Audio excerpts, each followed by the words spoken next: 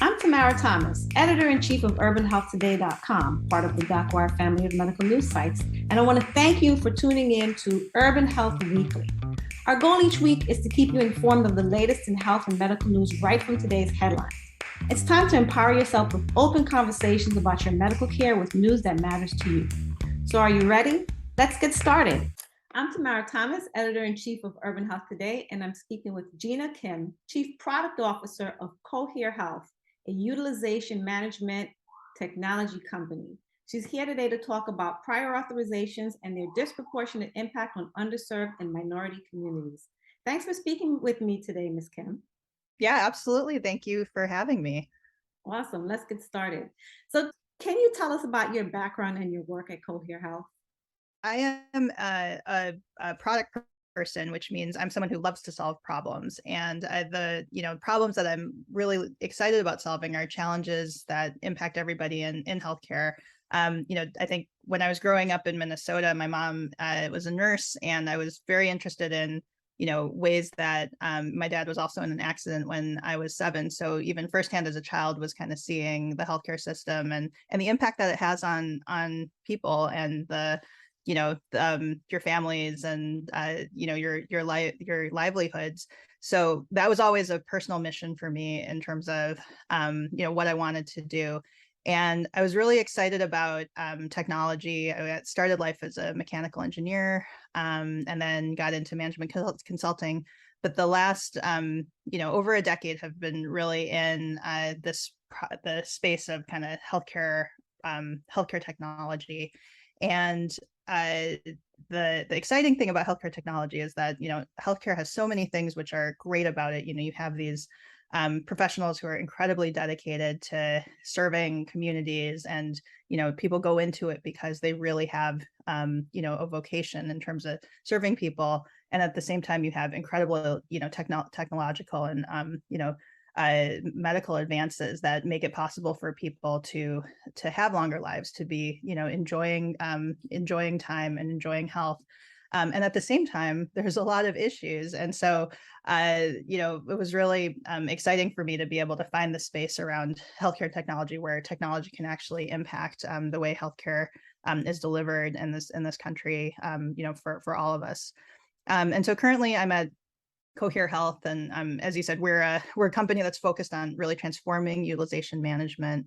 And I joined this because I saw so much pain in this space of prior authorization and the potential of data and technology to solve the problems in this space. And so our company is, I think we're a little shade under 500 people, and it's a great team. We have clinicians, we've got product, we've got design, data science, machine learning. It's a really great collection of people who are trying to solve some of the really challenging process parts of the system. It's kind of unsexy parts of the process that often are invisible to a lot of the patients, but very visible to providers, and certainly to our clients who are the health plans. So can you walk us through the billing process from the payee's perspective, specifically the parts the doctor and patient don't see? So how healthcare is billed and paid for is a very complicated process. And I think it's complicated because the people who pay for care aren't necessarily the people who are actually using it. And so this is why we have insurance, because paying for the expertise of doctors and all of the equipment and everything that goes into some treatment and some procedures is incredibly expensive. And so individuals we can't afford that, and so you have to get insurance. Because of insurance, then it's complicated, right? So the way it works is, so you get insurance. It's usually, either it's through your work, commercial insurance, or it's through the government, so Medicare, Medicaid. And then when you go into the office to get a procedure, the first thing they will do is check to see how they, how you will be paid. So they do an eligibility check to make sure that you're covered. And then after that, for certain procedures and certain drugs, you will the plan, the health plan will require a prior authorization. And so that's basically the provider saying, hey, we want to do this service. Go check if we're going to get paid for it. And so that's a process called prior authorization. And then if that authorization comes through, you'll get scheduled, you will go, get the procedure, and then the provider will file a claim. And based on your insurance, also, you may have to pay something, right? You may have to pay a copay, or you may have to pay coinsurance. But then the rest of that gets paid for by your insurance. And so they file a claim. And at that claims point, then there's something called reconciliation, because they need to make sure that that claim is what was authorized in the beginning, because things change during the course of treatment. You may have someone who, hey, you thought you were going to get this one thing, but then they came in and it turns out they have to do these other things. So that's actually a whole process unto itself. And so then after that, right, the claim is paid. And then sometimes the claim is not paid, right? If the health plan has looked at the data and says, actually not sure about this. And then there's another process called grievance and appeals, where people might appeal the claim and try to get that paid, which often that burden sits a lot on the patient. And then there's other processes where the health plan is also trying to, detect people who might be abusing the system. It doesn't happen very, frequently. Like, we really believe many providers are trying to do the right thing, but obviously, like, they have processes in the background to make sure that, that's the case, because you do have cases of fraud. So that's like the entire billing process. And it's so complicated because, you have, payers who have to do all these pieces, and you have providers who have to have staff to do all these pieces. And then on top of that, it's very based on the financial transaction, right? When you think about it, the idea that patient is lost. And so one of the things that I think is really broken about this is that you treat each individual service separately, right? And that's a consequence of us having this fee-for-service system where, each service you are paid, the provider is paid for. But when you think about it from a patient perspective, or really the way doctors think, you're on a journey, right? Like, you might get a diagnosis, and then you're going to get, you might get labs, you might get these pieces, and then they'll decide, okay, what's going to happen to you? And that's a journey that builds, and there's data that are being generated along the way. But this process, it takes one service at a time, and every single time someone has to send over the information, someone has to review that information, and it's highly manual. There's some automation that's very simple today, but we think there's a lot more that can be done. So you said something about the pain in the prior authorization process. But let me back up and ask a different question. So who's responsible for these decisions of chopping up? Because you're right, care is a continuum. There are a bunch of things that happen in the process between making the appointment and, hopefully getting better or getting treatment, right? So who's responsible? And if you don't have the answer to that, that's fine. But I'm just curious: are these clinicians on the insurer side making these decisions, or like, where's the breakdown that someone decided that this should all be chopped up into little bits? Yeah, I mean, I think the short answer, I don't think anyone really decided it, right? Like, I think that's the issue with like a lot of these systems problems, is that, with the technology available to them, with the structure that you had, a lot of these processes, they're coming out of billing, right? It's like you're going to a restaurant, and instead of someone giving you the menu and saying, hey, like what are all the things you like to eat, and here's this beautiful menu that we're going to put out for you, all you have is the bill, right? And at the end of the day, it's like the bill that is driving the thing. And so, like, I think the reason is because healthcare started out with providers making a clinical decision, and the financials being like paid by somebody else, and like that's the fundamental issue in healthcare. And so that everything stems from that, because then you have billing that has to happen this way. And I think it really comes from the fact that it's fee for service. And right, there's a lot of effort to try to switch our entire healthcare philosophy system alignment towards value-based care, which would be exactly what you're saying, is the more longitudinal piece. But I don't think anyone sat in a room and said, oh, let's make this really hard for people. Let's chop up, what should be a patient journey. But we are trying to, take the pieces of a system that has come up and evolved without, a lot of guardrails and a lot of design, and trying to like figure out how to make it closer to what I think we want the ideal to be. And so what types of challenges do smaller, under-resourced medical systems face regarding the prior authorization process or the billing process? Yeah. So I think first, let's talk about why they're under-resourced in the first place, right? So I think when you have providers and hospitals that are serving rural, underserved, under disadvantaged populations, they are generally taking Medicaid, and Medicaid, it reimburses lower than Medicare, it reimburses lower than commercial population. So already they don't have as much to work with, right, in terms of the resources that they have. Right. And then on top of that, then the work that they have isn't the same because they're working with patients who are more complex. You have people who they may be suffering from homelessness. They may have comorbidities, right? There's like higher prevalence of medical issues in this population. You also may have other social and structural drivers of health, access to transportation, education, financial, medical literacy, right? Like these are complex patients that they're dealing with. And then on top of that, I mean, you layer in like what people are going through now with COVID. I was just reading this survey of community health centers, which are the health centers that serve, disadvantaged communities, and especially the federal ones. They are able to take Medicaid. And they actually, there was a survey that said that almost 70% of them reported that they lost 25% of their staff in the last 6 months. Oh, wow. Right. Right. And why? Because of wages, right? They have nurses that they have left because they're going to better funded systems. And then they have administrative staff that, I mean, it was like behavioral staff, like everybody, across the board, they're losing these people. So you're working with less, and you're dealing with a population which unfortunately just thanks to the disparities in our system are require more, right? And so I think it's like one of the big issues of our time is like how do we solve this disparity?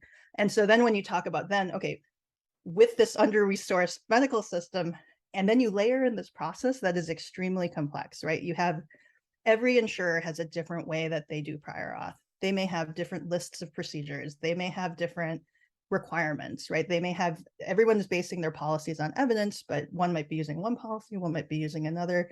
Medicaid and Medicare, actually, that policy is standard through CMS, but it's still very complex for the office staff and the people at these centers to manage. And so I just think it's like on top of everything they're dealing with, you have to add in this really tough process like that. That is, I think, kind of a bitter pill for anybody to swallow. And there's also closures in a lot of there are health systems that are just closing because they just don't have the money to keep their doors open anymore. And then it's creating medical deserts in some areas too. Absolutely. Rural, yeah. More of a strain, I imagine. That's exactly right. And when you think about those medical deserts, right, like there are some articles around infant and maternal care that, when you start out without having the right care at the beginning of life, that can have, repercussions throughout your life. And so, I really think there's a challenge. And, obviously, this is a major focus for the current administration on, how do you reduce these disparities? And I know there's been some funding programs to try to help, these under-resourced medical centers in this time of COVID and all of this. But I think it's a structural issue, right? That just they are paid less, they have to do more, and you're going to run into these problems. And so, what does this mean for the patient, for patient care?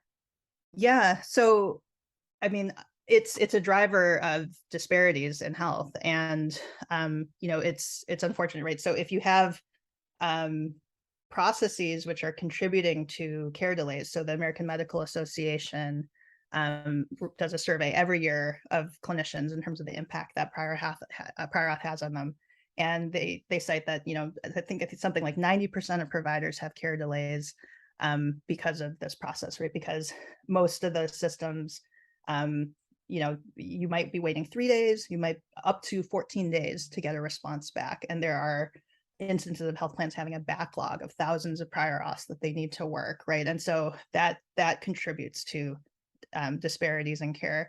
You also have, abandonment of treatment issues, because if you have, and this was another thing the AMA cited, something like over 80% cited that, someone has abandoned treatment because of a delay, a care delay.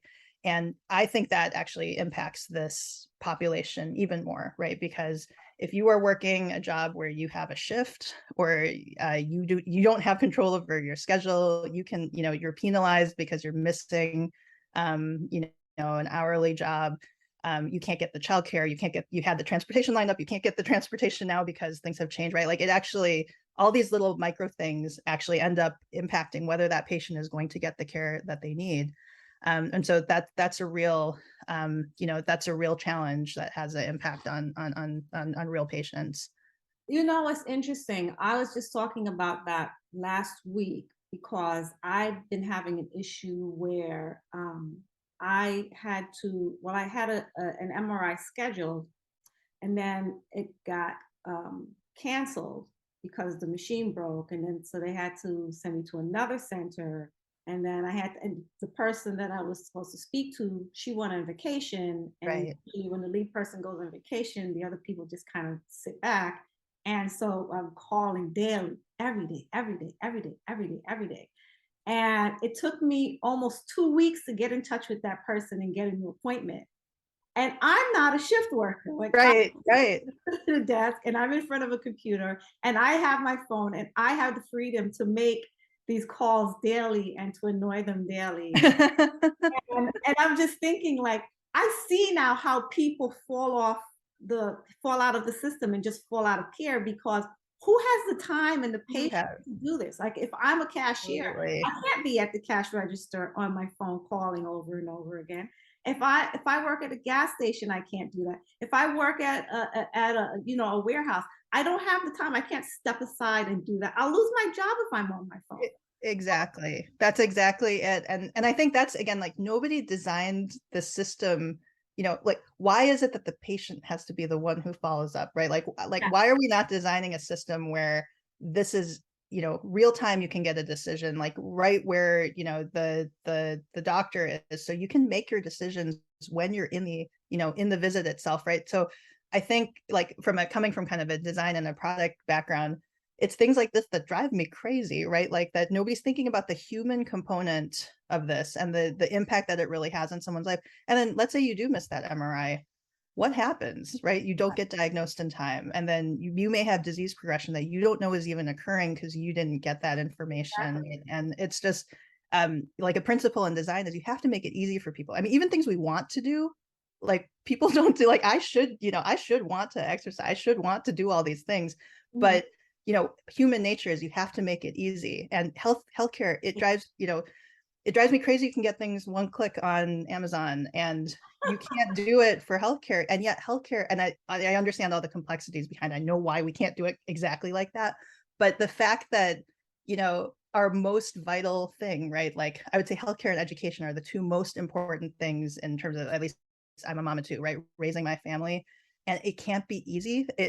Like, where are we putting our resources as a country? Like, why aren't we solving, like, these bigger problems? But also, why can't we though? Like, you said you understand why not, but why not? Why can't we? Yeah. So why not?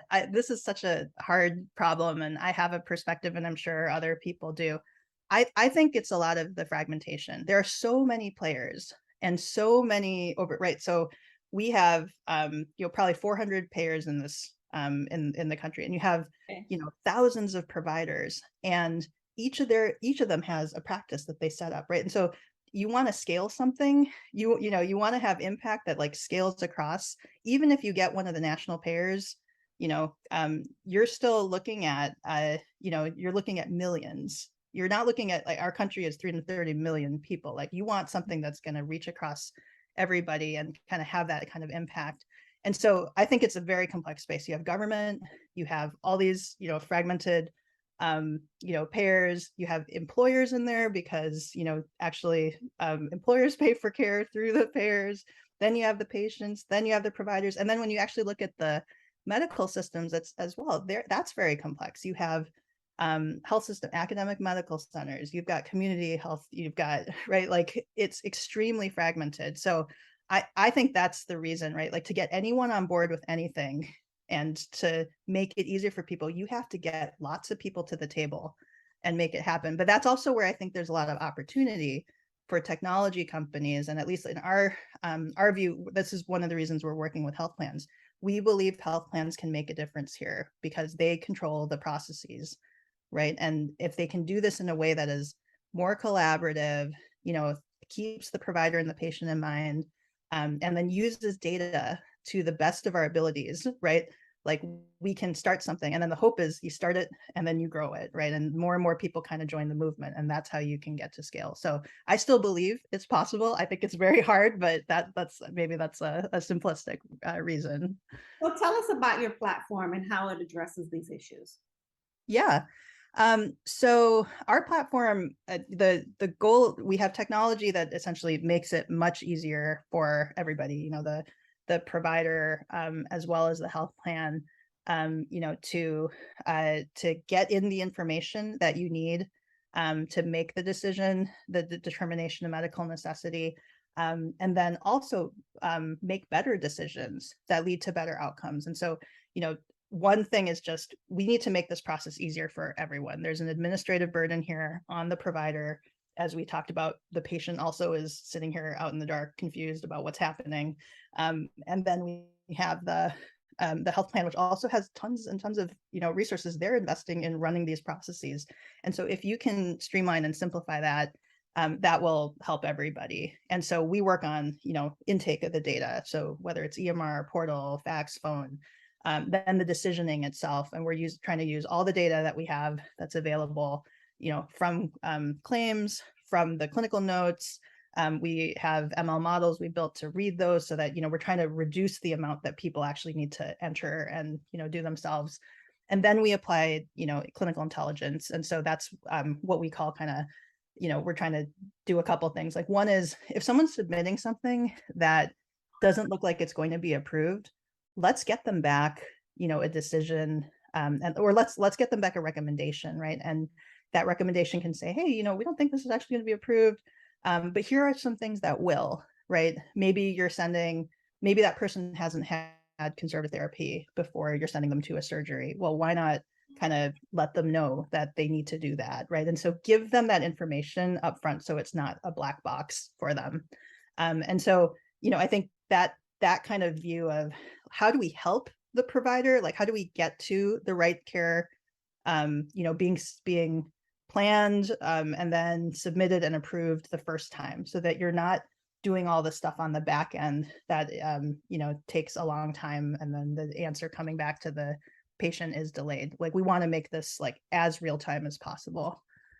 Well, how do you know whether something is, how does your data aggregation, how do you know something is going to be approved or not? And is that information that's then given to the provider, who then relays that to the patient? Or is that a clinical decision where they say, oh, this is not going to be approved, okay, let me think about how else I can approach this? How does that part work?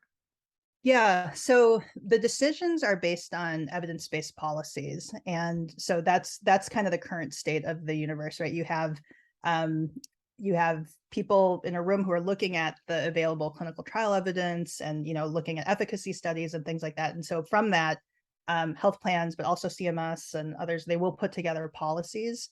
And then there's also policy companies out there that have policies about that. There are some issues there in terms of the underserved population. So for example, I think people of color make up like over 40% of the country, but clinical trial representation is, I think in the single digits in some studies, right? And so sometimes the evidence base does not even include, an understanding of these populations, but that's what the policies are being driven by. And then the other thing is, states like California, they're saying, in addition to kind of looking at these, or not even in addition, they're saying, you should not be applying a policy that a professional society, so for example, the American Association of Orthopedic Surgeons or the American College of Cardiology, they also have guidelines that they believe are based on best practice that their physicians are actually practicing. And so, those, like California is saying, you can't make something that contradicts what our best experts in the field are making. Now, the thing is, all of these policies are publicly available, but it gets back to what you said earlier. Who has time? Like, who has time to go look through these policies and see what's going to be approved? But that's often what, if your prior authorization is denied, what we leave patients where you get a yes and a no. You don't get a reason. You don't get, or if you get a reason, it's kind of like, here's this red on it. The code, and then you have to scan through the document to the explanation of benefits to see what that code means, and then it's like maybe 5 words, and you're left to figure it out on your own. Like, Figure what it does out. it mean? Exactly. What does any of it mean? And that's like, I think that's like such a fundamental thing. And, for because it's like another language, right? And so you talk about financial literacy. There's also medical benefit literacy, which just, it's so hard, right? Like even people who are in healthcare, like when I'm analyzing a bill I'm getting, I'm also trying to figure this out. And I've been in healthcare for, over 20 years. And so I think it's hard for everybody. So I think in this case, it is complicated. And so when you have this this prior auth that comes back, what we want to be able to do is say in plain English, like in the moment, in the workflow, hey, this isn't, this is not likely to be approved, or if you did this, this would be likely to be approved. But let's say you're not able to do that. Here's kind of our recommendations, right, of what could be approved. So like, how do you get to yes, right, on the right care for that patient? So that's kind of the policy level.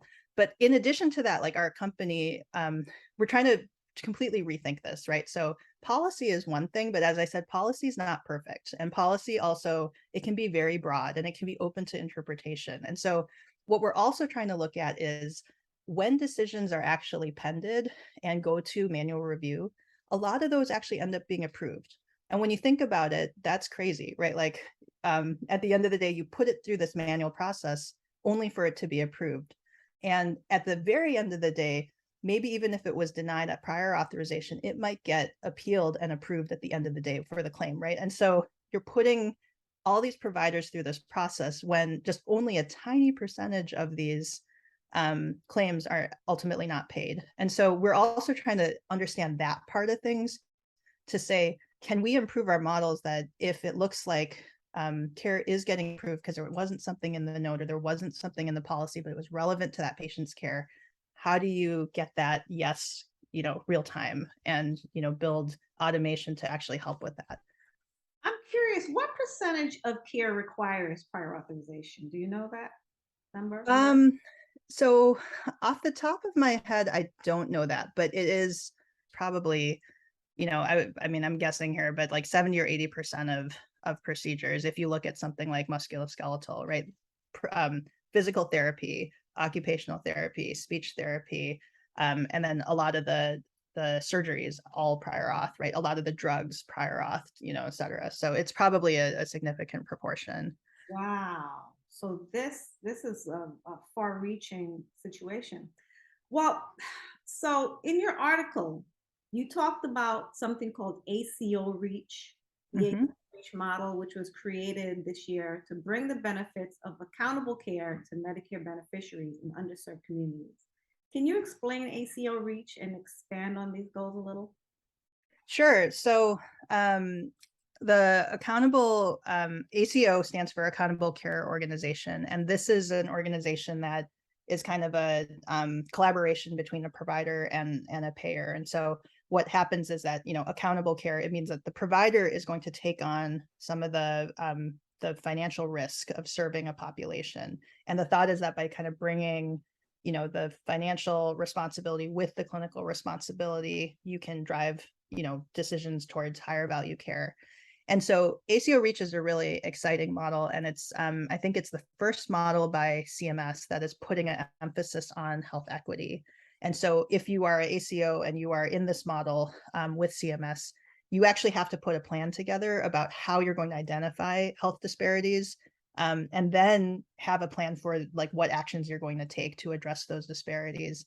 And then on top of that, there's going to be a health equity benchmark adjustment. So ACOs, what they get is, kind of target spending targets. And so, those targets are going to be adjusted, if they are able to serve, socially, economically at-risk patients. And so if you don't serve a lot of at-risk patients, you'll have your benchmarks lowered. If you have serve more at-risk patients, you're going to have them raised. And so the thought is that that's actually going to incentivize providers to treat more of this population that is underserved. And so it's a really interesting, interesting program. It's requiring them to collect data on demographics, social determinants of health. And that's not something that currently, I think, exists in the other kind of Medicare programs. And this is a Medicare model. This sounds like you need to hire a completely different person just to do this work, right? Because this doesn't sound like something your typical billing coder would be able to do. So who would be the person to collect this data and distill this information for ACL? Yeah, you're absolutely right. It wouldn't be kind of the administrative staff that are currently working on this, although I think there are ways to use processes like this to try to collect more and, bring together more of the census, SDOH data, et cetera. But typically, ACOs are set up really differently than practices. They have to be set up differently because they have to have care coordination. They have to have, this data collection, intelligence. They have to set up a lot of these things. And it's one of the reasons that, when a health system decides to apply, it's a big deal, right? Like they mean that they are making an investment towards that community, and like they are going to put all of those things in place. But the idea is that, they'll have more control over the finances and the targets, and it should lead to better outcomes, right? That's the thesis here, is that you can have better outcomes for your population. And so I agree. It's one of the things that makes that transition to value-based care very hard, because when you think about it, even we have a concept at Cohere called a care path, where you're coming in for a surgery. Wouldn't it be great if you could get all your post-op care lined up, right? Like really? You're doing at home, you're doing your right. But that's not the way the jobs are allocated. And if you're running a practice, right, it's expensive to have all this, right? So they do the process that is required. And so to change that to say, okay, let's actually take on more, right? We actually need to compensate practices for doing that coordination work, and Medicare has some programs to do that, and there's coordination and care payments and things like that. But I think there has to be, like, these types of models like Acl Reach are really exciting, because they're hopefully going to drive, that investment in these types of programs. So are we finding this on the community health level, or is this the larger institutions adopting this? ACOs would be at the health system level, I think, right? You're going to need, but there should be community health as part of that. A lot of ACOs do have, reach out programs to community health resources as well. But your health is a whole person, whole community, aspect. So how does your platform differ from other companies in this space? I think just first from kind of how we were founded, and like our principles and our philosophy is different. Like, even, we think, people say, like, are you a UM company? I actually say, no, we're transforming UM, right? Like we believe, like, we need to make this about collaboration outcomes, right? Not about utilization management. Like, utilization management sounds like I'm going to control utilization, which is exactly like how people founded it. But again, like, we want to put the person back in the center of things. And then also, I think, we're starting tech first. So we are starting with data. We are starting with, like, hey, what do we have about patients and providers? And then how can we use that to make, make better collaborative decisions with, with providers. And again, like, a part of our philosophy is that most providers, the vast majority, are trying to do the right thing and are, really, seeking to do the right care. And so why put a burden on them? So we're starting with that kind of as a philosophy. But then I think, our product is pretty different in terms of, our platform is, first, we're able to, we have the technology, so we can help. Sometimes health plans have an in-house team that is, performing prior auth. We can help them. Sometimes they outsource. We can also handle the outsourcing. So kind of the breadth of what we offer and that end-to-end platform is different. And then, again, our clinical approach is pretty different. So we think in terms of care paths, and, starting with that diagnosis, what are the things that, you might need as a patient? And we have developed, those guidelines in partnership with these leading medical societies. And so, thinking about how do you make this burden easier? Well, one way to make that burden easier is like not doing this transactionally, as we talked about earlier, but really thinking about legs of that journey in that episode, that kind of integrated care path that someone might go down. And we're also thinking about kind of, ways that you're influencing that provider. So this idea that you're giving information back, that you're trying to say, hey, like here are some alternatives, right? That's all based on analytics. And then I think another piece here is around this concept that you shouldn't just be treating like medical and pharma and behavioral health and all these research, like these are all separate processes today. And we are really, designed and structured towards being more holistic. And so, wouldn't it be great if you had a care path where you knew what you were being approved for your pharmacy regimen, as well as, here's the next steps, leading up to the surgery that you're having. And all of that is kind of in a package that can be easily understood, right? So like those are like the types of things that we're trying to do. And I think the last piece here is like the decisioning. We are trying to look at, so, as I said, policy can be very broad, and sometimes, that evidence itself, you may need to there may be appropriate variation away from that policy, right? Like maybe that policy works for 80% of people, that 20% of people, there's a legitimate reason that you are differing from the path that most people are on. So we're trying to use data to understand that. What are the cohorts of patients where we're seeing different patterns of how they're moving through, and what are ways that we can therefore get a better decision, a faster decision, about that particular patient's path. So we're really trying to improve those things, and grounding this all is again that handshake with the patient, the provider, and the patient, that we want this experience to be much better. And so we're coming at it with like a design perspective, and we hope that that's going to really make a difference in terms of the burden that everyone has here. Because you're coming in to get an MRI, it means there's something serious going on. Like the last thing you want to have to worry about is the billing side of things, and the making that so complex that it adds on to that emotional frustration. Right. I was just reading that providers are now actually talking to patients about their meds, which is something that wasn't happening previously. And I'm wondering if this is now because of this whole shift towards value-based care and platforms such as your Cohere Health. Also, just so I have a better understanding.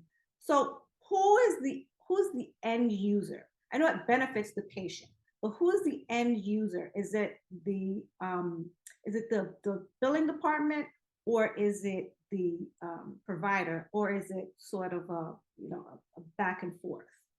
It's so our platform, it spans the provider, in this case provider, I would say there's the doctors and the clinicians, and then you have the billing staff, and then on the health plan you have the people who are actually intaking that, doing the review, and then also like kind of managing that process and managing the population health of that, or of that group. So currently we have something for the back office, right? And some of that's EMR, but we're looking at ways that we can actually get in front of the clinician as well with relevant data for their population. And then on the health plan side, we have like the full workflow. So somebody is able to actually intake and, have a lot of kind of technology driven efficiencies in that workflow, so that it's a clearer review and much easier for them.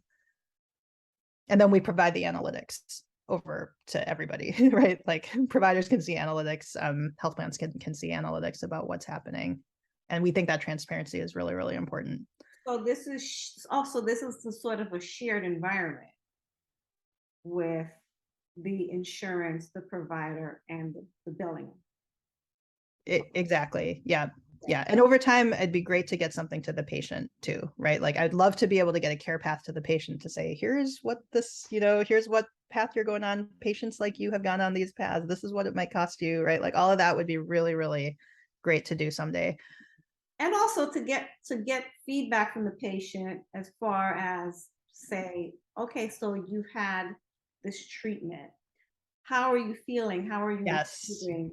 And measuring that benefit, and so you can quantify um, Yes. where the patient is in terms of how they're experiencing their care through this model. Absolutely. Patient-reported outcome measurements are, I think, incredibly powerful where, to actually get to, hey, were you able to return to your activities of daily living? Like, can you actually get out of bed and go to the bathroom by yourself, right? I mean, like that's really what patients care about, right? And so if you can actually collect that, and then, feed that back into the data that is here, I think that could be really powerful. So where's your product currently available, and how has it made a difference for patients? Yeah, I think for patients, the main thing that we see is like faster access to care. So that gets back to this problem of delays in care. So if you can, we have something like a 85, 86% instant determination where we can get back, hey, this is approved, back to the provider so that they can schedule that patient right away. And so there's in the surveys that we've done, 70% faster access to care for these patients. So they're scheduled much sooner. And then the providers themselves are also, this is an easier process for them, right? So our electronic adoption rates through EMR and portal is at 96%. So they're not faxing as much, and they're not, sending as much, you're calling over the phone. We deny less. We have a few, like 63% reduction in the rate of denials. We shrink down the processing time by 40%. We have 92% provider satisfaction. So like also for the providers, we're trying to make this a really good experience. But then I think the most important thing for the patients is the care quality and outcomes. And so one of the things we've looked at is complication rates for those patients, right? Readmissions and things like that, as after a procedure. And so that is 15% lower because I think we're making better decisions and we're getting those patients in sooner. And of course, this then leads to savings for the health plan as well, beyond incumbent programs, because if you can prevent people from having complications and all of that, like that's and you can get them to the right services the first time, right? Get them on the right path. That's a better way to have unnecessary care. Wow, that's incredible.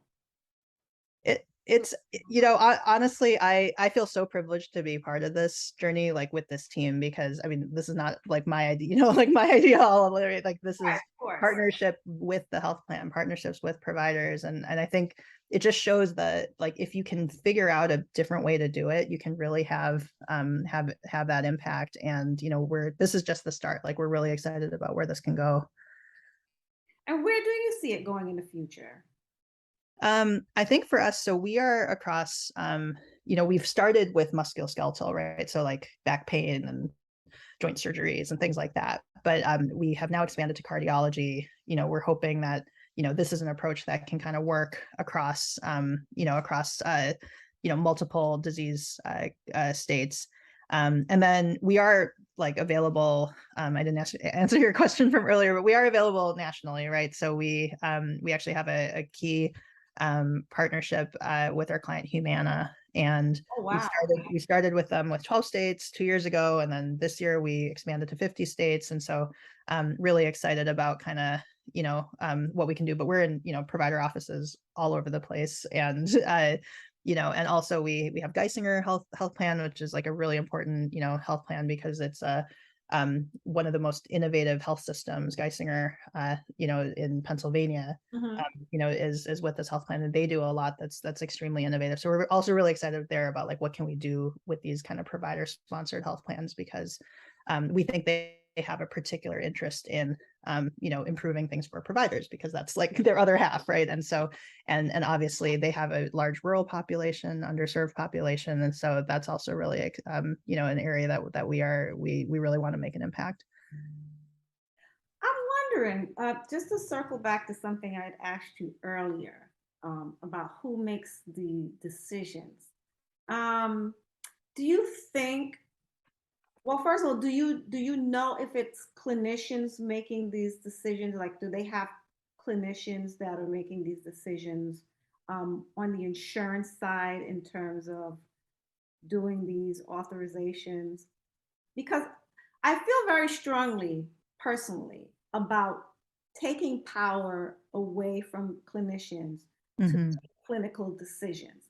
I don't think, and this is just my opinion, this doesn't represent your opinion, I just want to state that. Um, I feel very strongly that physicians are often put in a position where their clinical expertise is being questioned by Hmm. a Hmm. non-clinical person on the insurance side. So, are these decisions being made by clinicians? Because I know you said that no one set out to create this sort of siloed um, thing that exists now, but it does exist. It does exist. Yeah. Yeah. So yes, the decisions are, so it's a determination of medical necessity that is being made by clinicians. So it's nurses and then it's a doctor. And if a procedure is going to be denied, it has to be a doctor. But I'll tell you, not all doctors are the same. And so one of the frustrations that you hear from, especially specialists in this field, are that, you know, I'm an orthopedic surgeon who has gone through med school, in fellowship, second fellowship, right? Did all this subspecialized training. And Yeah. the person reviewing on this side is a OBGYN. Like, Oh, wow. cannot compute, right? And so you do have that issue. And so like that's actually something we have subspecialists. Like if we have a spine surgeon, we have, and something is gonna, go to a process called peer-to-peer where you are trying to talk that out with the clinician, with the doctor. We have a subspecialist who is trained, board certified, to talk to that, because that's a huge area of frustration, right? This subspecialized provider has, this doc has like kept up with the literature, and you just don't have that level of expertise on the other side. So that's actually, I think, a big issue with some of the current processes. And what you said about not taking power from the doctor, I think that's such a really powerful point. And I don't think anyone is trying to take power away from the doctor, because at the end of the day, that doctor is doing their best, is knows that patient context and all of that. But I think we also have to look at it from the health plan side, right? Because we have this fee for service structure, which again, like I don't think doctors would agree with either, right? That they're paid for every procedure they do. And you might have some bad apples in there, or you might have care that might be not not conforming to the evidence. And so if you're the health plan, you're also trying to ensure that all the resources, are available for people who really need it too. Like I think about something like home health, right? If somebody doesn't need home health, that means that somebody else is, but they're getting those services. Someone else over here who actually needs the home health is not getting that, right? Like we actually need to make sure that the resources that we have are equitably divided, and to like because patients actually have those needs. And the issue, like another really challenging thing here, and I don't have a solution for this, but if you're a doctor and you see your individual case, it is a different view than when you are looking across that population. And that is another one of these fundamental tensions in healthcare, which is really difficult. So to me, prior auth it's not trying to take power away from the doctor, but that's the way it comes across right now, because it's such a burdensome system.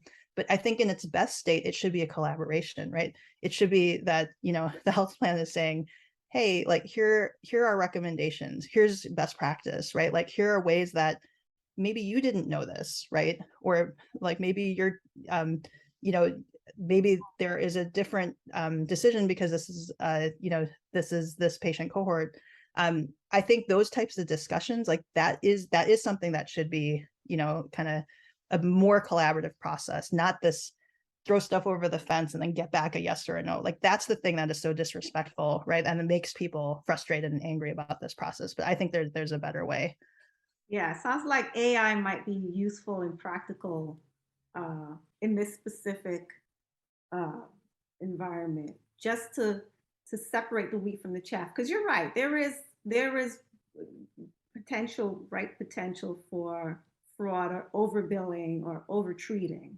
Yeah. And even, I don't even go so far as to say it's malicious, but it's just like if you're drifting a little or you weren't aware, right? Like, and I think that, another thing about medical culture here is it's very hard to like we have a culture where doctors come up and they cannot look like they don't know what they're doing, right? Like we put them in this very difficult position of, right, and they know it's life or death. I feel I have so much empathy for doctors who are in this position where they have this expertise, and if they make the wrong call, it can have these repercussions for the patient and really impact their health, and they feel that responsibility really keenly. So if you're coming in over the top and they don't feel respected, that is really, really hard. That's not the right place to start that conversation, right? And so I think that's kind of where, like, having some empathy for for these poor doctors and these poor nurses who are like doing their best, and then trying to actually design a process that could work for them, right?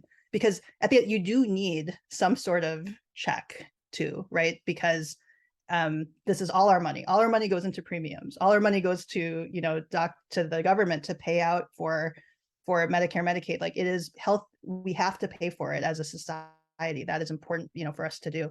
But then you have to make sure the resources are being used wisely, right? Right. I was talking to Dr. Anders recently, and he talked about the data tsunami. Mm-hmm. Also, a frustration of clinicians where they just have to sort through so much that sometimes it takes a while to get through to the actual, to drill down to get to what they really need to make clinical decisions. Yeah. Um, so that's something that your platform helps them with as well, right? Hopefully, yeah. I think it's that, like you said, it's the tsunami, and doctors, especially primary care, they have what, 10 minutes to see a patient, and then they have to be doing all this like record entry. And so in some ways, like, I don't know if electronic health records have helped practice of medicine. I think a lot of doctors would agree with that. But then on top of that, there are data that they need to understand and want to know. And when we've done research with doctors, they say, if you could just tell me kind of relative costs, that would help me understand if my patient would actually adhere to this. Like, can they even afford this medication, right? Like, they don't know these things at the point of care. And then on top of that, like, the evidence, all of the stuff is published in PDFs. The doctor is not going to go through and say, oh, is this thing going to be approved, right? Like, they're not going to know that per plan. And so to me, the approach we're taking is, how can we target that information? So it has to be, first of all, very relevant. Like, you have to present it at the right moment, and you have to do it in a way that person is receptive to it, right? And so we try to use our design principles to figure that out, right? So if we are giving a nudge, we make it in the product. We try to do it very respectfully. We're not saying this will be denied and say no, right? Like, we are careful about the language. Like, did you know, right? Were you aware? Like, those types of things that can hopefully, like, lower the, lower the annoyance of it. And then on top of that, to make it very targeted and make it actionable, right? Though I think bringing some design principles to this data tsunami would make it interpretable and actually useful for clinicians. And again, like, having to dig through all of that, like, almost the explosion of healthcare data has created its own set of challenges, and you need to then have, it's just like, with with consumer products, like, Amazon has to have a way to sort through, what are good products, and so they have filters and they have reviews and things like that. Like, you have to have these mechanisms to actually be able to, like, let people find the information they need. You need better search, you need better ways to handle that data. And so again, I think us coming from like a data first perspective, we're hopeful that our approaches can actually not be seen as a hindrance, and not be like yet another report that I'm not going to read, but like actually something that's meaningful and valuable in helping that clinician make a better decision. Well, the flip side of that is you have clinicians who just throw in the towel and say, the insurance is not going to pay for this, so I'm not even going to bother recommending it to my patient. Like, my primary care doctor was saying to me that oftentimes that's what it comes down to. It's like, if they don't think the insurance is going to pay, they're not even going to bother with it, which puts the patient at a huge disadvantage. Yeah. Because the conversation doesn't even happen. But now I see the larger picture of why they make that decision. Thank you so much for your time. This was a great topic, a great conversation. I feel like you really laid out a lot of the frustration and offered a great solution. I think this is, this is the future. Oh, thank you so much. And, just again, really appreciate you taking the time to have me on. And it was a real pleasure to speak with you. Thanks. Have a great one. All right. Have a great one. Bye. Thanks for listening to Urban Health Weekly today. I hope you'll join me and my friends next week so you can stay informed and inspired to take control of your health. See you next time.